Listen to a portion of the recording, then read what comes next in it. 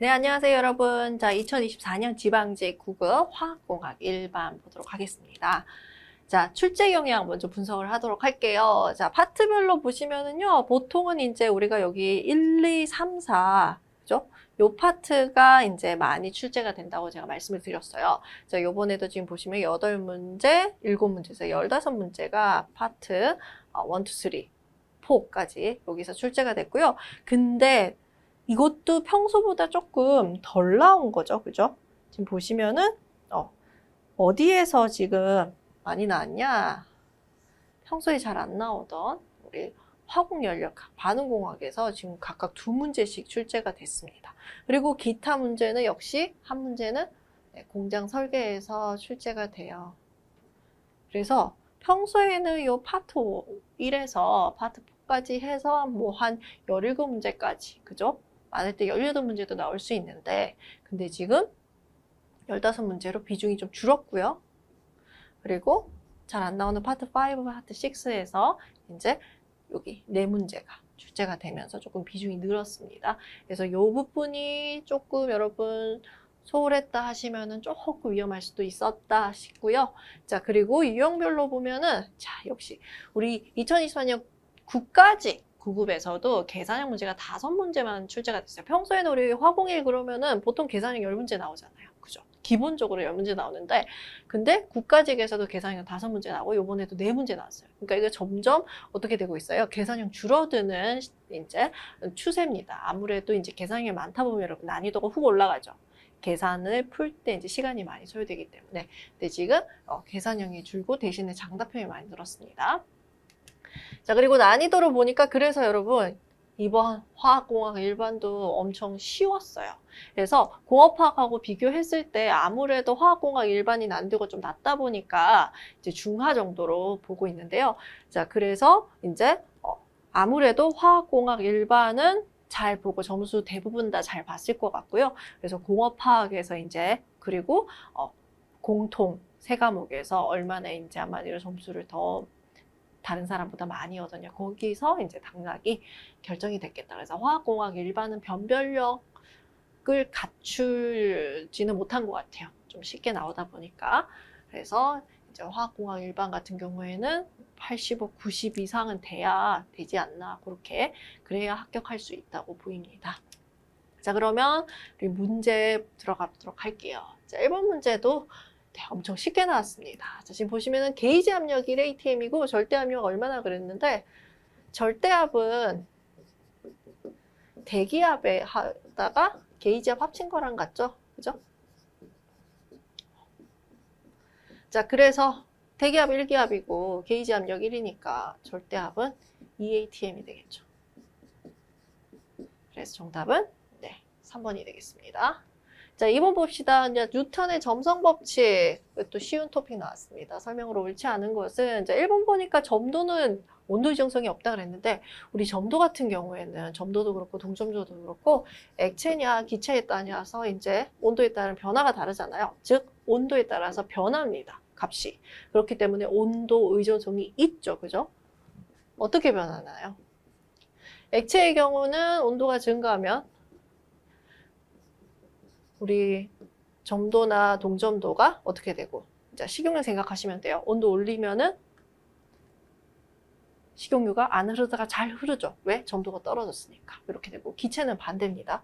온도가 증가하면 반대로 점도랑 동점도도 올라가게 돼요. 그래서 1번 틀렸죠. 그래서 정답은 1번입니다. 자, 그리고 뉴턴의 점성 법칙이 뭐냐 그러면 요거죠. 그죠? 타우는 이제 얼마예요? 점성 계수가 이제 비례 상수가 되고, 요게 뭐예요? dy분의 du. 요게 바로 속도급의 다른 말로 전단 변형률이에요.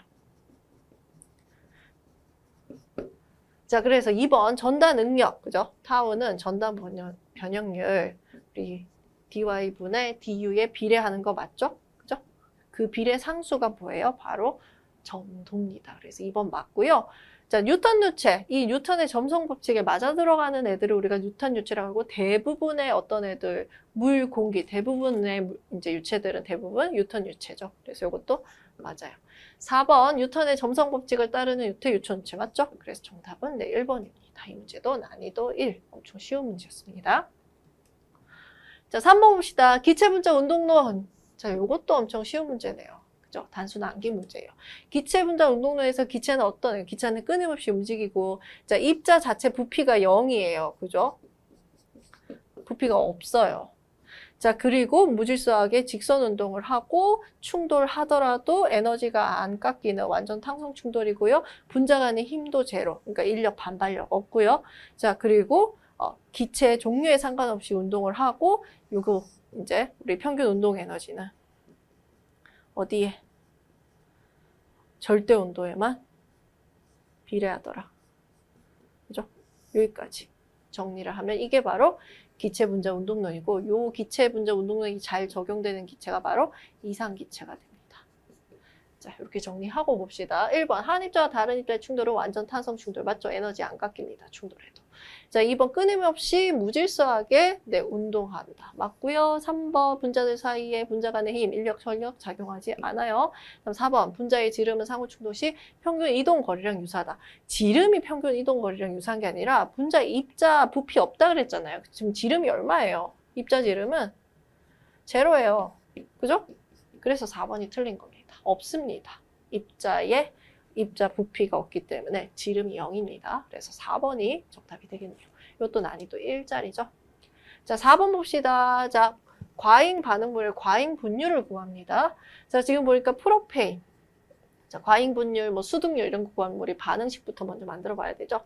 산소를 넣어서 반응을 하네요.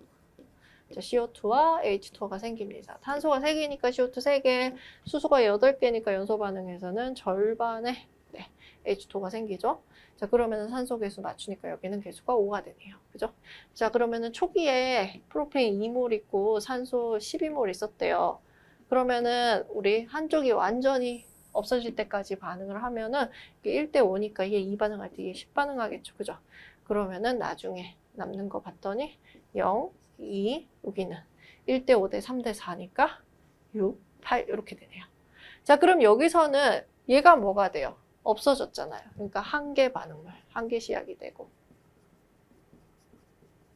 남는 애, 얘가 뭐예요? 바로 과잉 반응물이 됩니다.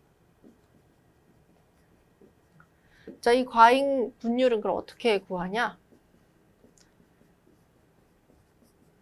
과잉 분율은 우리 이론적으로 반응했을 때 양분의 남은 양이에요.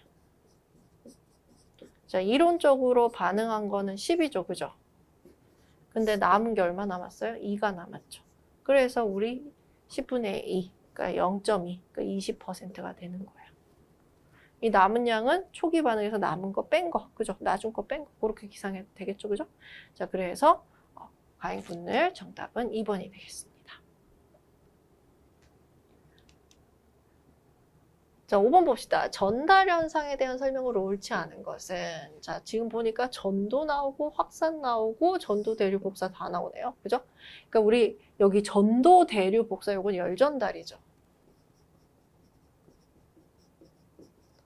그죠? 그리고 우리 확산 요거는 뭐예요? 바로 물질 전달입니다.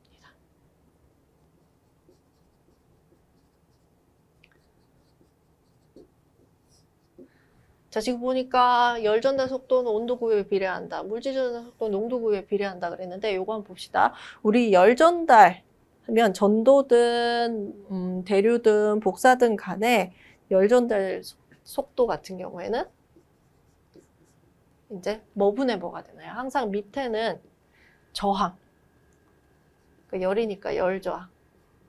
분의 추진력이 돼요. 근데 열 전달의 추진력은 뭐냐면 바로 온도차입니다. 그러니까 열이니까 온도차에 의해서 추진력이 발생해요. 근데 물질 전달에서는 저항이 물질 저항이 되겠죠? 그죠? 그거 분의 역시 추진력인데 이때 추진력이 뭐냐면 물질의 양이 차이 나는 거니까 농도차가 되는 거예요. 농도차. 그래서 지금 보시면 우리 열 전달 속도 그러면은 자, 우리 보통 이제 열 전달 속도 Q는 어떻게 계산하나요? 우리 만약에 전도 법칙이라고 하면은, 퓨리에 법칙이라고 하면은,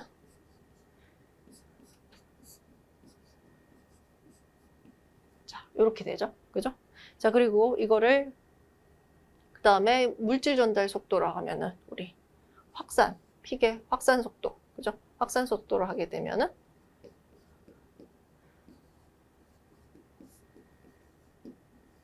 이렇게 되잖아요. 그죠?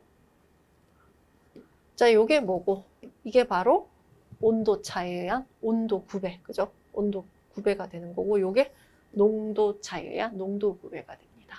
그래서 1번, 2번은 전부 다 맞는 설명이에요. 자, 그 다음 3번 보겠습니다. 3번 픽의 법칙에서 확산 계수 혹은 확산도 SI 단위는 미터 퍼 세크다 그랬는데, 자, 여기 지금 요게 확산 계수, 확산도예요. 근데 여러분 요거 기억나세요? 우리 차원이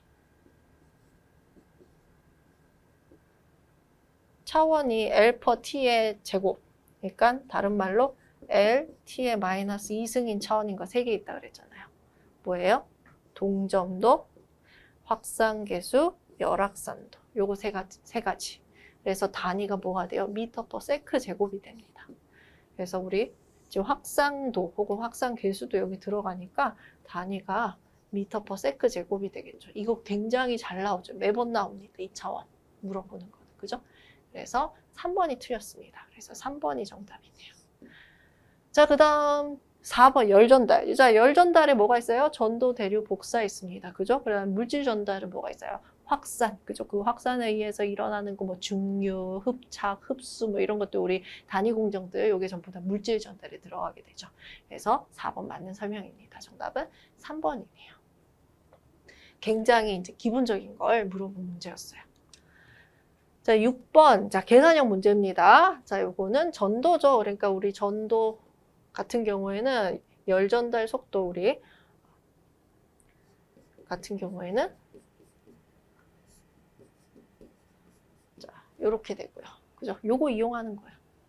자, 지금 보니까 평판 A가 있고 평판 B가 있어요. A 같은 경우에는 면적과 두께가, 그러니까 면적이 A의 면적이 3m 제곱이고요. 두께면 L이겠죠? 그죠? A의 두께가 400mm입니다. 자, B 같은 경우에는 B의 면적이 12m 제곱, 그다음 B의 두께가 800mm. 자, 이때 구하는 게 뭐냐면 A의 열 전도 저항에 대한 B의 열 전도 저항의 B, 이게 얼마냐 이걸 물어보고 있습니다. 자, 우리가 우리 전도 법칙을 이렇게도 나타낼 수 있지만 또 어떻게 나타낼 수 있어요? 네, 아까 우리 첫 번째 바로 전 우리 5번 문제였나요? 거기서도 봤지만 이제 우리 열 전달 속도 할 때 저항, 열 저항 분의 뭐였어요? 이제 추진력이었잖아요. 그죠? 그래서 온도 구배 이렇게 나타낼 수 있죠. 그죠? 그래서 보시면 열 저항은 뭐가 돼요? KA분의 L입니다. 그죠? 요게 R과 같잖아요. 그죠? 자, 그래서 요걸 여기다 대입을 하면, 그죠? 자, 그러면은 A의 경우, 그죠? A의 경우 KA가 얼마고, 요게 KA, 요게 KB. 0.04 곱하기 3. 자, 단위 다 같으니까 그냥 숫자만 적을게요. 분의 400. 요게 RA가 되고, RB는요, 0.02 곱하기 12분의 800이 되네요. 자, 우리 약분을 한번 해봅시다.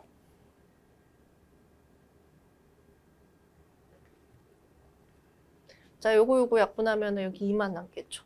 요거 약분하면 여기 2만 남고, 요거 약분하면 여기 4만 남고, 그죠? 그럼 어떻게 돼요? 4분의 2 곱하기 2 해서 네, 1이 되네요. 그죠? 그래서 저항비는 1. 2번이 정답이 되네요. 7번 볼까요? 자, 이것도 쉽게 나왔어요. 레이놀드 수 물어보는 거죠. 그죠? 자, 레이놀드 수는 우리 어떻게 구하나요? 로 VD 나누기 점성계수 혹은 동점성도분의 VD, 그죠? UD, 그죠? 이렇게 구할 수가 있습니다. 자, 첫 번째 보니까 관 내부로 지름이 2cm. 그 다음에 레이놀드 수는 150이었는데 이거를 지름이 1cm인 관으로 교체하고 밀도가 2배래요. 그러면 이걸 제가 2번이라고 할게요. 얘를 1번이라고 하면. 그러면은 밀도가 2배래요. 자, 요걸 할 때 요걸 첫 번째 레이놀드 수, 두 번째 레이놀드 수가 크기가 얼마냐 그랬습니다. 자, 그러면은 우리 결국에는 요 레이놀드 수의 비를 알면 될 거예요. 그죠? 그러면 레이놀드 수가 보니까 주어진 게 지금 변하는 게 다른 건 다 똑같고 밀도랑 지름이 변하는 거 아니에요. 그죠? 그러니까 여기 얘랑 봤더니 레이놀드 수는 밀도 곱하기 지름하고 비례하잖아요. 그죠? 그러면 우리 첫 번째 분의 두 번째 레이놀드 수 B는 첫 번째 밀도와 지름 곱하기 분의 두 번째 부채의 밀도와 지름. 그죠? 관의 밀도와 지름 곱한 거랑 같죠. 그죠? 자, 그러면 밀도 B는 얼마였어요? 2배라 그랬죠. 그러면은 로1분의 로2 여기 2가 되는 겁니다. 그죠? D1분의 D2는 요거는 이제 우리 구할 수 있겠죠. 그죠? 요건 2가 되고 얘는요. 자, D1은 2였는데 D2가 1이죠. 그죠? 그럼 1이네요. 그죠? 2 곱하기 2분의 1이잖아요. 자, 그러면은 결국에는 두 번째 레이놀드 수는 첫 번째 레이놀드 수랑 같겠죠. 그죠? 그러니까 얼마? 네, 150 동일합니다. 그래서 정답이 2번이에요. 와, 진짜 지금까지 나온 문제 중에 난이도 다 1. 그죠? 어려운 거 하나도 없었습니다, 여러분. 다 맞추셔야 되는 문제들이었고요. 8번 봅시다. 자, 요거는 부수는 기계, 그러니까 뭐예요, 우리? 이게 분쇄기, 그죠? 물어보는데 고체를 40에서 80mm 크기로 부수는 기계래요. 자, 그래서 파쇄후 입경이 지금 40에서 80mm인 걸 찾으니까 누구예요? 바로 조쇄기에 들어갑니다. 그러니까 조쇄기는 이제 보통 크러셔 적혀 있는 거죠. 크러셔, 선동 분쇄기. 요게 바로 조쇄기예요. 그리고 중쇄기가 제일 많죠. 그리고 미분쇄기. 보통 밀 들어가는 애들. 그죠? 그 다음 초미분쇄기. 이렇게 나눠지니까 여러분 요것도 같이 봐주시고요. 자, 그럼 유체 에너지밀 요거는 초미분쇄기에 들어갑니다. 조크류서가 그래서 우리 조쇄기니까 가장 입자 거칠게 크게 이제 부시는 거, 덜 부시는 거. 그래서 2번이 정답이 되고요. 그다음 튜브밀 같은 경우는 미분쇄기. 자, 분산기는 분쇄가 아니고 스프레이 같은 거. 그러니까 분산, 고르게 이제 분산시키는 거예요. 그래서 4번 틀렸죠. 그죠? 그래서 정답은 2번이 되겠습니다.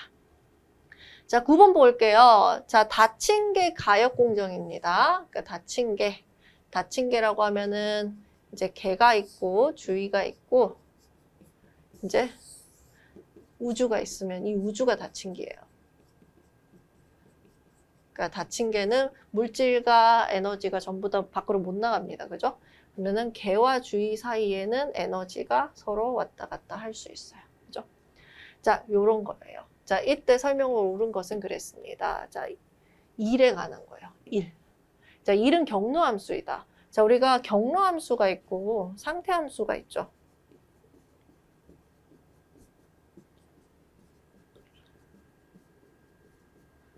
자, 경로함수는 어떤 게 경로함수예요? 경로에 따라서 그 크기가 달라지는 것들을 경로함수라고 그러고 상태함수는 경로가 달라져도 처음과 끝이 같으면은 그 경로에 따라서 변하지 않는 거예요. 그러니까 결국에는 상태함수는 어떻게 보면 여러분 우리 상태함수에 헤스의 법칙이 적용이 되잖아요.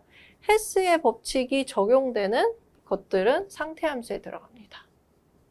그래서 뭐 우리 깁스 자유에너지, 그 다음에 뭐 엔탈피, 엔트로피, 그죠? 그 다음에 요런 애들, 얘네들은 전부 다 어디에?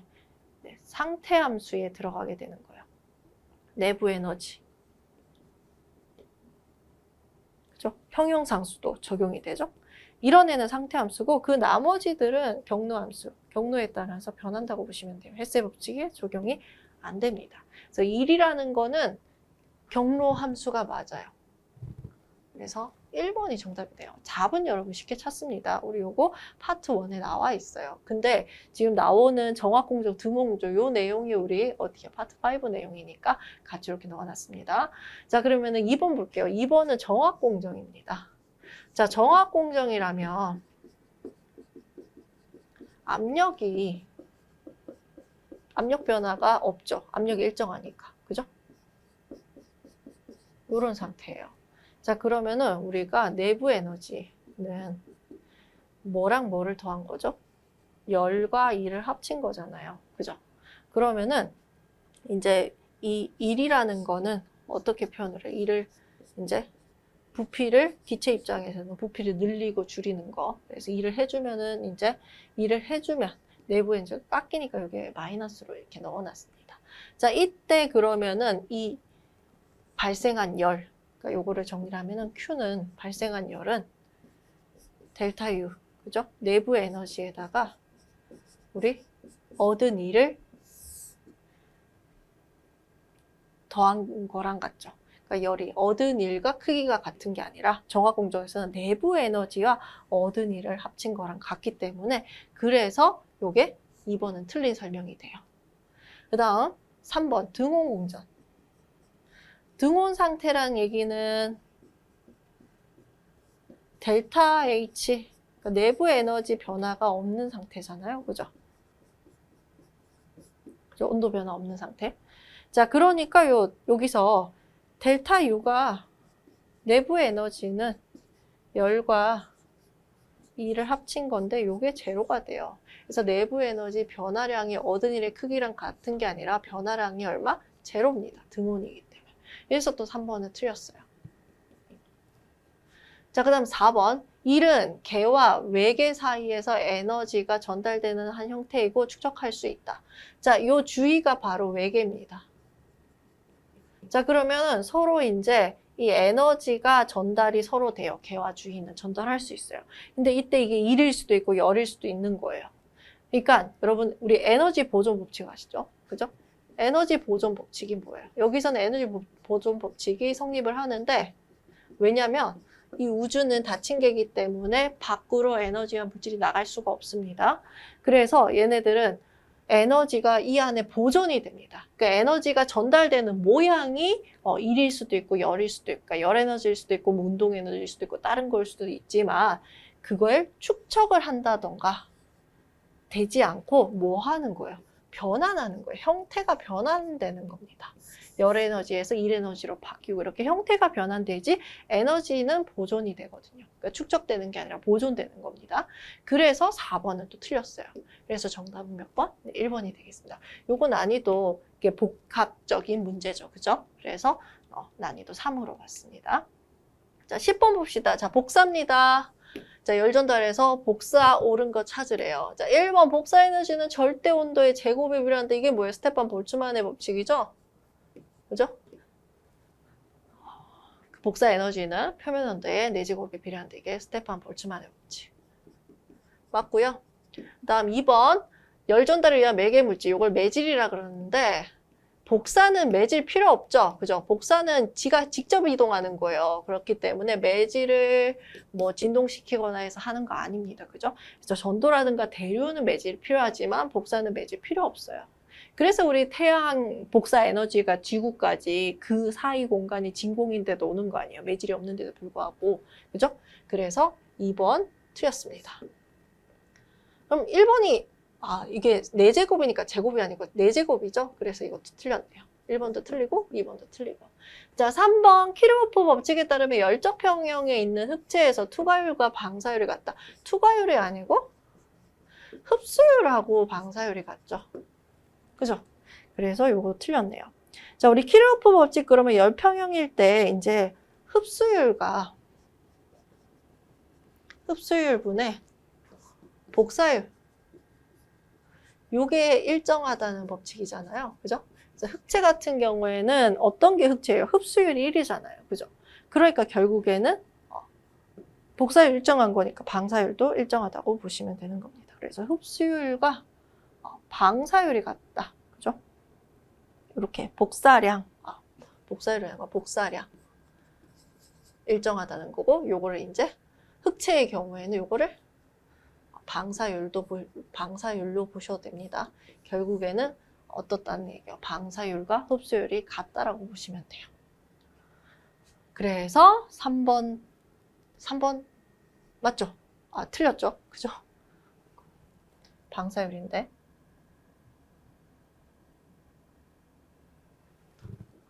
자, 이것도 여러분 제가 다시 정리를 해드릴게요.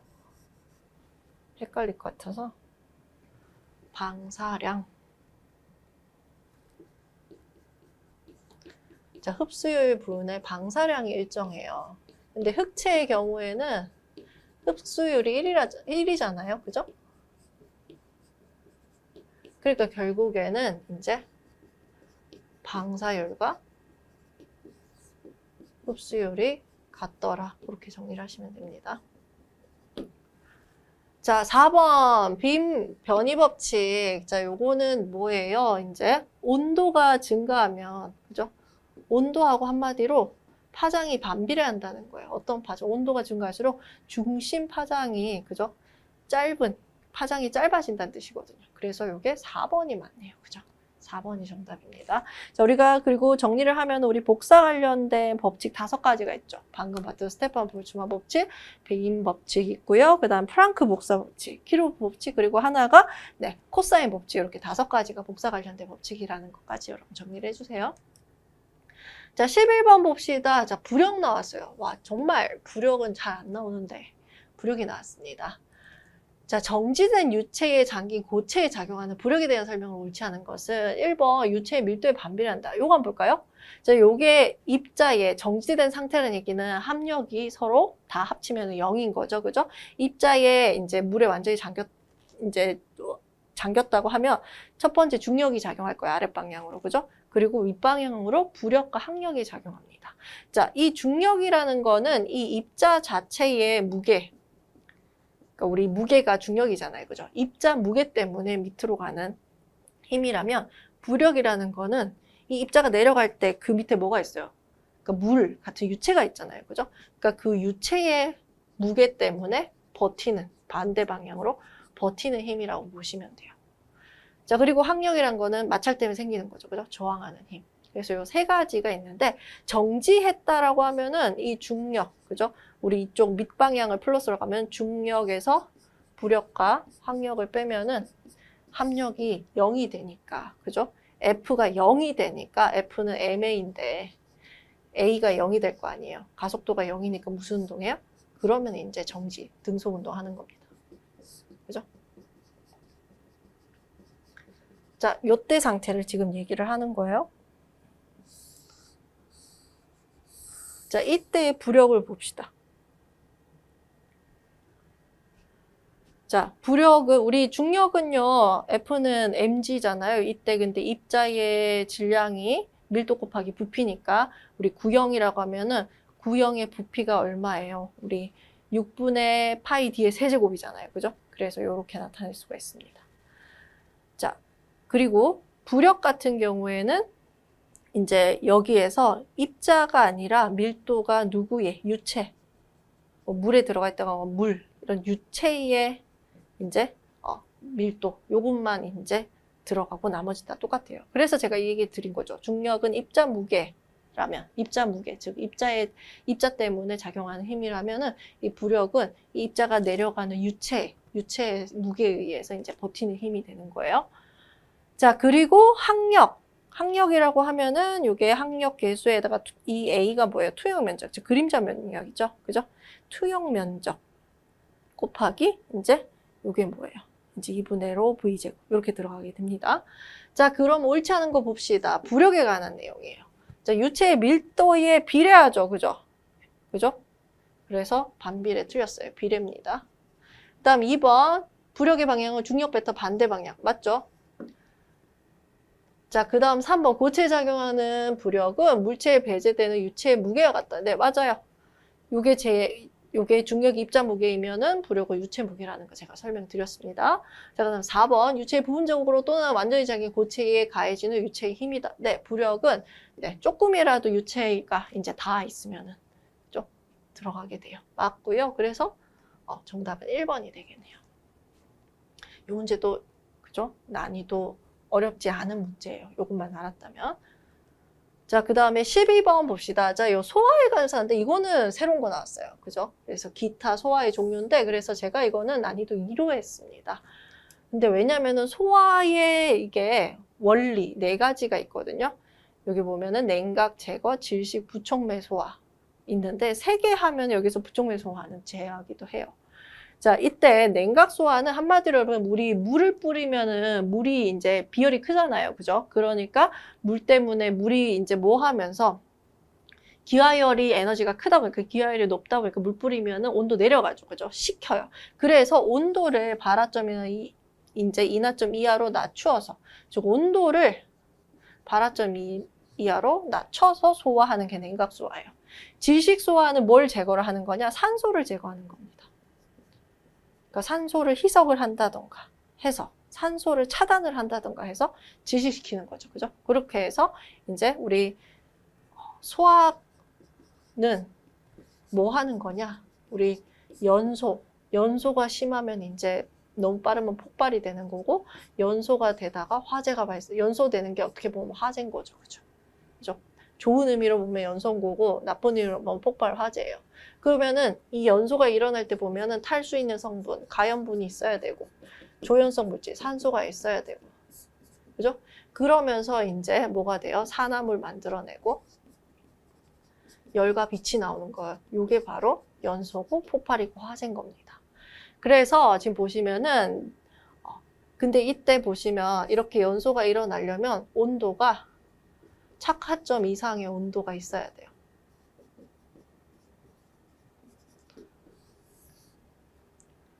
자, 그리고 산소 필요하고요.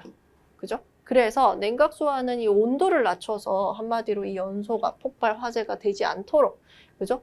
이거를 억제하는 게 화재 연소 이걸 억제하는 게 결국엔 소화인 겁니다. 그래서 온도를 낮춰서 억제하는 게 냉각 소화, 산소를 제거해서 억제하는 게 질식 소화. 그다음에 이제 제거 소화는 이 가연 물질 있죠. 얘를 제거하면은 또 연소 화재가 안 되겠죠. 그죠? 그렇게 하는 게 제거 소화예요. 자, 그 다음에 우리가 부촉매 소화는 억제 소화, 다른 말로 화학적 소화라고 합니다. 얘는 뭐냐면 이 연소가 되는데 이제 연쇄적으로 연소되는 거를 차단하는 거야. 그래서 부촉매니까 반응 속도 낮추는 거잖아요. 그죠? 그러니까 부촉매를 사용해서 이제 뭐가 안 되도록 하는 거예요. 반응 속도 늦추면은 연쇄적으로 막 한마디로 산불 번지듯이 그렇게 되지는 않으니까 그렇게 해서 화재를 진압을 하는 거죠. 그죠? 그게 바로 부촉매 소화, 화학적 소화예요. 근데 이 소화인데 화학적 소화를 물어봤으니까 그러면은 뭐가 될까요? 바로 억제 소화. 2번이 정답이 되는 겁니다. 그래서 이 문제는 좀 어떻게 보면 틀리라고 낸 문제 같아요. 그죠? 소화에 관해서 물어보니까. 자, 그래서 이건 2번 정답이고요. 자, 13번 봅시다. 자, 유동층 반응기. 자, 최근 들어서 유동층 반응기 문제가 국가직 24년에서도 나왔고, 지금 최근 들어서 연속적으로 나오고 있습니다. 자, 유동층 반응기 뭐냐면은 고정층하고 비교를 해서 유동층이 뭐냐 보면은 여러분 뭐 유동층 소각, 뭐 아니면 유동층 반응기, 뭐 이런 거 다 똑같은 거예요. 자, 고정층은 한마디로 고정이 돼 있는 거예요. 고정된 상태에서 반응을 시킨 거고 유동층은 유동 매체가 있어요. 유동상이라고 하기도 하고요. 자, 모래 같은 거 쉽게 생각하시면 돼요. 얘는 엄청 가볍고요. 그러니까 잘 떠다녀요. 그리고 얘가 모래니까 쉽게 달궈집니다. 그래서 한마디로 엄청 또 얘가 작죠. 유동상이 되게 작기 때문에 입자가 작으면 그만큼 접촉 면적이 많아지게 되고 접촉 기회가 많아지게 되고 반응 속도 빨라지고 반응이 또 효율이 높아지게 되는 거예요. 그러니까 얘는 유동상을 이용하기 때문에 한마디로 반응의 효율을 높인 겁니다. 그냥 고정되어 있는 거는 닿는 면적, 조청 면적이 좁잖아요. 그러니까 반응 효율이 좀 떨어져요. 근데 얘는 유동상을 이용해서 반응 효율, 뭐 반응이 엄청 안정된 반응을 하게 하지만 문제는 뭐냐면 이 유동상이 소모품이에요.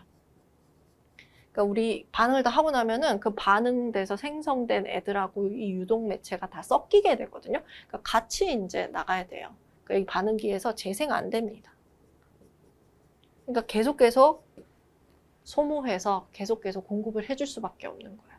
그게 이제 단점이 됩니다. 그리고 이 유동 매체가 이제 너무 온도가 높으면은 어떻게 되냐면 녹아요.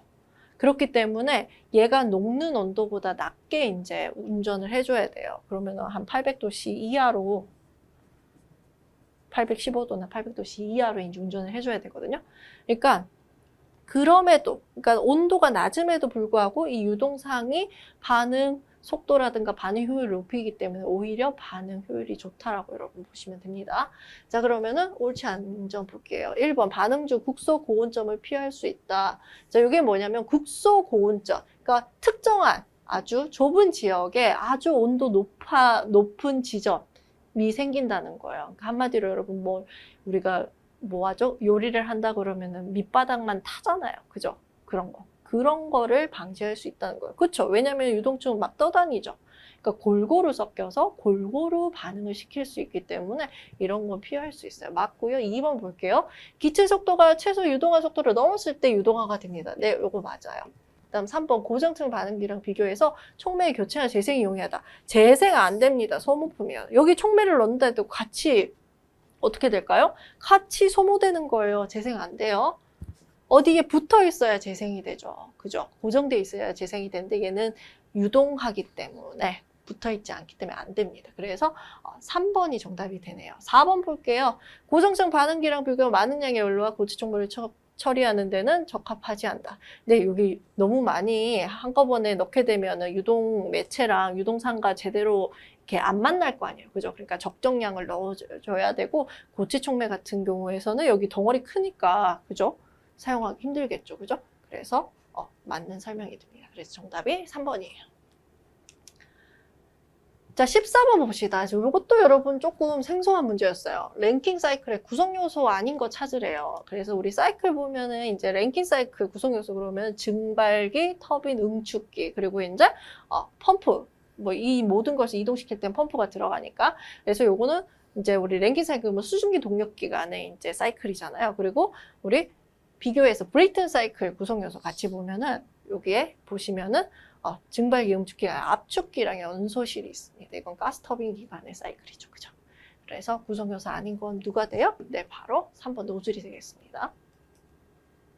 자, 15번 항력입니다. 와, 앞에서 부력도 나왔는데 이번에 항력 나왔어요. 항력에 대한 설명으로 옳지 않은 것은 자, 항력 그러면 우리 저항하는 거잖아요. 그러니까 흐름 방향의 반대 방향으로 생기는데 자, 어떻게 생겨요? 항력 계수 곱하기 자, 요때 A는 투영 면적, 그림자 면적입니다. 그러니까 이렇게 만약에 이게 입체가 구형이다. 그죠? 혹은 뭐 이런 식으로 생겼다. 그러면은 이거를 여러분 그림자만 딱 하면은 이게 원이 이쪽 아니잖아요. 요렇게. 요 그림자 이 옆에서 그림자를 하면 직사각형으로 나올 거예요. 그죠? 이게 바로 투영 면적이에요. 여기서 빛을 쏴줬을 때 그림자 면적은 이렇게 나오잖아요. 그죠? 그래서 이게 그냥 면적이 아니라 표면적도 아니라 투영 면적이 되고요. 그 다음에 2분의 로 V제곱입니다. 그죠? 그래서 이 면적, 투영 면적, 보통은 이제 원형관이라고 하면은, 원형이라고 하면은, 9라고 하면은 이제 이렇게 원이 나오잖아요. 그때는 이제 4분의 파이 D의 제곱이 들어가게 되고요. 그래서 정리했더니 이렇게 나와요. 자, 그럼 봅시다. 유체의 밀도에 비례한다. 맞죠? 옳지 않은 거 찾을게요. 속도수도, 요게 속도수도죠. 2분의 로 V제곱, 그죠? 비례한다. 맞고요. 항력계수 비례하는 거 맞고요. 표면적에 비례하는 게 아니라 투영 면적입니다. 자, 우리 속도수도 그러면은 이렇게 2분의 로 V제곱, 뭐 U제곱 이렇게 쓸 수도 있고 그 다음에 이렇게 나타낼 수도 있어요. 그러니까 단위를 어떻게 쓰냐에 따라서. 그래서 두 가지 다 알아보시면 될 것 같습니다. 자, 16번 봅시다. 자, 흡수해서 충전탑이에요. 자, 충전탑이 뭐냐면 흡수죠. 이렇게 충전재를 집어넣고요.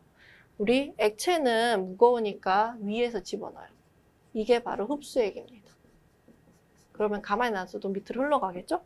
그리고 기체는 가벼우니까 밑에서 주입을 해요. 그러면 이 기체 중에 우리가 제거하고 싶은 혹은 뭐 빼내고 분리하고 싶은 타겟 물질이 있어요. 그러면 이 타겟 물질은 흡수액에 녹아요. 이게 흡수죠, 그죠? 그러면은 이 흡수액은 이 타겟 물질을 잘 녹일 수 있는 애. 용해도가 큰 물질 쓰게 되고요. 자, 그리고 얘를 이제 그러면 얘는 이쪽으로 올라가고 얘는 이쪽으로 내려오면서 서로 만나서 이제 요 타겟 물질이 흡수액에 녹아서 이제 제거가 되는 거예요. 자, 이때 요거를 우리가 뭐라고 해요? 충전물이라고 하는데 요 충전물의 역할이 뭐냐면 만약에 그냥 가면 얘가 그냥 충전물이 없으면 그냥 통과할 건데 충전물이 있으면 이렇게 꼬불꼬불 가야 되잖아요. 그죠? 그러니까 이 충전물이 어떤 효과를 내냐? 그러면 바로 접촉 면적을 높이고 체류 시간을 높이는 거예요. 그러다 보니까 어떻게 되냐면 이 흡수 효율을 증가시키는 역할을 하게 됩니다. 근데 요건 이제 장점인 거고 반면에 단점도 있어요. 단점은 뭘까요? 막혀요. 충전물 때문에 요 사이 구멍이 막힐 수 있잖아요. 그죠? 막힐 수 있고 얘가 또 부서질 수 있고 탈락될 수도 있고 파괴될 수도 있고 부서질 수도 있고 그죠? 한쪽으로 쏠릴 수도 있고 그죠? 그걸 우리가 채널링이라고 하는데 편유현상이라고 적을게요. 편유현상도 문제 잘 나오죠, 그죠? 자, 요런 게 발생할 수 있죠. 이 충전물 때문에. 좋은 것도 있지만 나쁜 것도 같이 있습니다. 자, 그럼 볼게요. 자, 옳은 것만을 모두 고른 것은 그랬습니다. 기억, 기체의 이동 속도가 증가할수록 압력 강화는 감소합니다. 자, 이 압력 강화는 뭐냐면 바로 압력 손실이에요. 압력 손실은 뭐에 비례해요? 근데 뭐 앞에서 봤던 우리 속도 수도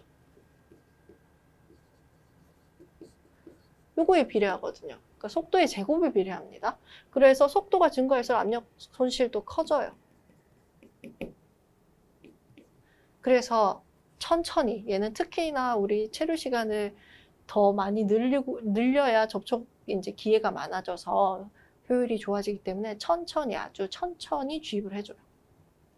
자, 그래서 기억은 틀렸고요. 니은 봅시다. 액체가 이동함에 따라 용질이 농축된다. 액체의 역할이 뭐예요? 흡수, 녹이는 거잖아요. 그러면은 액체가 이동함에 따라서 계속 녹겠죠. 요 타겟 물질이. 그러면은 그 용질, 그죠? 용질 중에, 즉 이 액체가 용매라면 그 용질이 점점 녹아 들어오니까 농도가 높아지겠죠. 농축되는 거 맞겠죠? 그죠? 디귿, 충전물은 액체와 기체 사이 접촉 면적을 크게 해준다. 맞죠? 그죠? 그래서 정답은 몇 번? 네, 4번이 되겠습니다. 17번, 자, 감가상각 나왔어요. 자, 보통 보면은 우리 고정비, 변동비 많이 나왔었는데, 공장 설계 부분에서 이번에는 감가상각 나왔습니다. 감가상각이 뭐예요? 자, 여러분 예를 들어서 새 상품을 샀어요. 그런데 그 새 상품을 내가 안 쓰더라도, 내가 옷을 샀는데, 살 때 너무 예뻐서 입으려고 샀는데, 잘 안 쓰는 거예요. 잘 안 입어. 한 번도 안 입었어. 저희 딸 같은 경우에는 지금 중학생인데 이때까지 태어나서 진짜 치마 입은 걸 10손가락에 꽂아요. 진짜 치마를 죽어도 안 입는 애거든요. 그래서 제가 근데 또 여자애가 그 딸이 걔밖에 없거든요. 할 수 없어서 치마를 한 번씩 사줘요. 근데 아주 그것도 조금 고가의 치마를 제 기준에 고가의 치마를 사줘도 진짜 이게 키는 점점 크는데 작아질 때까지 한 번도 안 입는 거예요. 와, 그래서 이제 근처에 있는 다른 동생들, 여동생들한테 제가 눈물을 머금고 이제 주는데 그거죠. 자, 보세요. 새 상품을 샀어요. 값이 있겠죠. 그죠? 원래 우리가 취득한 산 가격, 취득 원가가 있을 거예요. 근데 이게 시간이 지나면 중고될 거 아니에요. 점점 줄어들겠죠. 그죠? 그죠? 뭐가 줄어들어요? 얘의 값어치가 떨어질 거란 말이에요. 그죠? 자, 우리가 이거를 뭐라고 하냐? 바로 감가상각이라고 합니다. 그러니까 한마디로 새 상품이, 그죠? 살 때는 취득 원가로 샀는데, 그죠? 내용 연수. 시간이 지나면서 얘의 가치가 이제 떨어지잖아요. 그러면서 뭐가 되냐면 취득 연수별로 이제, 그죠? 이제 뭐가 될까? 줄어드는, 감소하는 가치비가 있을 거예요. 그죠? 자, 그러면은 내가 산 가격에서 이게 시간이 지나면서 중고가 점점 되면서, 그죠? 점점 되면서 점점 값어치가 떨어지겠죠. 그래서 이 남아있는 잔존 가치를 계산을 하는데 이걸 우리가 바로 뭐라고 하면 감가상각이라고 합니다. 그래서 요 내용 연수에 따라서 이 감소하는 가치비 요거를 감가상각비라고 해요. 요거를 계산하는 방법은 여러 가지가 있죠. 그죠? 그래서 예를 들어서 우리가 뭐 자동차를 산다라고 하면은 처음에 살 때는 뭐 그냥 한 뭐 5천만 원에 샀다고 할게요. 5천만 원에 샀는데 시간 지나면 중고 가격 떨어지잖아요. 그죠? 그래서 뭐 1년 지났더니 4천만 원 되고 2년 지났더니 2천만 원이 되네? 혹은 뭐 5년 지났더니 또 얼마 되네? 그렇게 되면은 잔존 가치는 얼마예요? 지금 취득 원가가 예를 들어서 5천만 원인데 2년 지났더니 뭐 3천만 원이 됐대요. 그러면은 잔존 가치가 3천만 원인 거죠. 그러면은 감가상각은 얼마만큼? 네, 2천만큼 된 거예요. 그죠? 그래서 요걸 우리가 감가상각이라고 합니다. 자, 그래서 봅시다. 1번. 건설중인 공장은 감가상각을 하지 않는다. 네, 완제품. 건설 중인 건 아직 완제품 안 된 거예요. 그거는 고려하지 않아요. 그렇기 때문에 요건 맞는 설명이고요. 그다음 2번. 내용연수 동안 취득원가를 배분하는 과정이다. 네, 맞죠? 그죠? 그 다음 3번 감가상각 대상 금액은 취득원가 잔존가치의 합이다. 자, 감가상각비는 취득원가에서 잔존가치를 뺀 거예요. 그죠? 차가 되겠죠. 그죠? 그래서 3번 틀렸네요. 3번이 정답입니다. 이거 표시가 잘못됐네요. 공장이 쉬어도 감가상각 중단하자요. 제가 말씀드렸잖아요. 저희 딸이 처음 샀는데 새 옷을 한 번도 안 입었어요. 그럼 공장 신고랑 똑같죠. 그죠? 그런데도 계속 값어치는 떨어져요. 그죠? 그거예요. 그래서 요거 맞는 설명입니다. 그래서 정답은 몇 번? 네, 3번이 되겠습니다.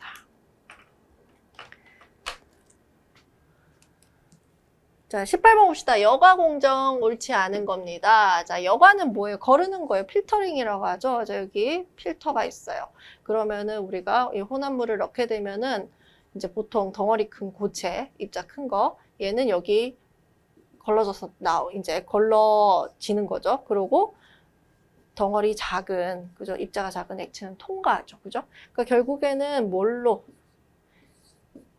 입자 크기로 분리하는 거. 물리적 분리하는 게 뭐예요? 바로 네, 여과입니다. 자, 그래서 1번 여과란 여과제를 통해 고체, 입자, 액체를 분리하는 거다. 제가 지금 요거 필터라고 했지만 요게 뭐가 되는 거? 거르는 거. 이게 바로 여과제가 되는 거예요. 필터. 이게 거르는 게 여과제고요. 이게 걸러지는 거, 그죠? 걸러지는 게 뭐냐면 바로 여제예요. 그리고 이렇게 액체로 이제 안 걸러지고 통과하는 게 요게 바로 여과액입니다. 그래서 여과는 여과제가 여과를 통해서 뭐 하는 거예요? 입경 크기로 이제 여제와 여과액을 분리하는 과정이라고 보시면 돼요. 자, 그래서 고체가 여제, 맞죠? 그래서 1번, 2번 맞고요. 3번 볼게요. 여과액이 얻어지는 부분을 감압시키는 공을 진공여계로 분류한다. 네, 우리 여과도 보면은 이제 뭐가 있냐면 중력여과, 그러니까 중력으로. 그러니까 중력을 이용해서 거르는 거, 이게 중력여과.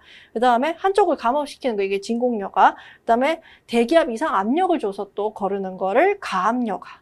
그리고 상단은 대기압, 하단은 이제 감압해서 압력차로 하는 거 우리가 진공여과 혹은 감압여라고 하고요. 그 다음에 이제 우리 벨트 프레스, 그래서 벨트 압축, 벨트를 두 개를 가지고 쫙 이제 쫙주는 거예요. 그렇게 하는 게 이제 벨트 압축 여과. 그 다음에 원심 분리 하듯이 여과 하는 거, 이것도 고익 분리 되잖아요. 이게 고익 분리하는 겁니다. 결국에 그죠? 그게 원심 여과입니다. 원심 여과기. 그래서 그렇게 보니까 감압시키니까 진공이 맞아요. 그다음 4번 미세한 입자같이 여과가 어려운 물질의 여과기에 압축성 물질의 여과 보조제를 사용한다. 자, 여기 새로운 개념이 나왔습니다. 여과 보조제. 한마디로 여과를 돕는 애예요. 그죠? 어떻게 돕냐 그러면은 이 여과액에다가 부스러기들 남아있으면은 그거를 이제 스펀지 같은 것처럼 이렇게 좀 대놓으면은 이렇게 좀 한 번 더 걸러줄 수 있는 거. 요걸 우리가 바로 여과 보조제라고 합니다. 그리고 한번 여과 보조제를 이용하게 되면은 이 여과제가 막히는 걸 좀 방지할 수 있어요. 그래서 여과제의 수명을 높일 수도 있고, 그다음 막히는 현상을 방지할 수도 있고, 그다음 깨끗한 여액을 얻을 수도 있게 하는 거, 이게 바로 여과 보조제예요. 근데 얘를 압축성 물질을 사용한다 그러면은 압축성 물질은 어떤 거예요? 압력이 변했을 때 부피가 변하는 게 압축성 물질이잖아요. 근데 예를 들어서 여과 보조제를 압축성 물질로 쓰게 되면 부피가 확 변해버리면 공극이 막혀요. 그죠? 얘 공극 방지하려고 쓰는 건데. 그래서 여과 보조제로는 압축성 물질은 이용하지 않아요.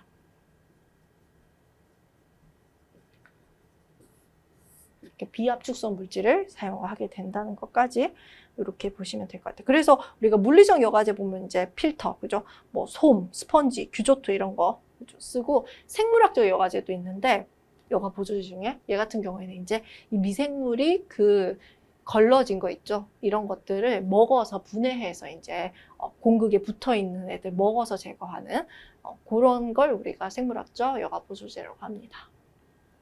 네, 그래서 압축성 물질이 틀렸습니다. 그래서 4번이 정답이 돼요. 자, 19번입니다. 와, 오차원수도 굉장히 잘 나오죠. 매번 나오죠, 여러분. 자, 기억 프란들수. 프란들수는 뭔가요? 네, 우리 여기 보시면 확산계수 들어가면, 그죠? 확산계수 들어가면 푸운열입니다. 그죠? 그래서 푸운열, 위에는 운동열, 밑에는 열. 그래서 기억은 맞고요. 그 다음에 우리 너셀수, 누셀트수 같은 경우에는 이제 대전이에요, 대전. 이거 바뀌었죠? 서로 바뀌었어요. 대전인데 밑에가 대류, 위에가 대류, 밑이 전도예요. 그래서 니은은 틀렸고. 3번 비오토수는 요게 이제 내부랑 외부랑 그죠? 내부에는 전도되고 표면은 이제 대류되잖아요. 그 차이 나타낸 수예요. 맞네요.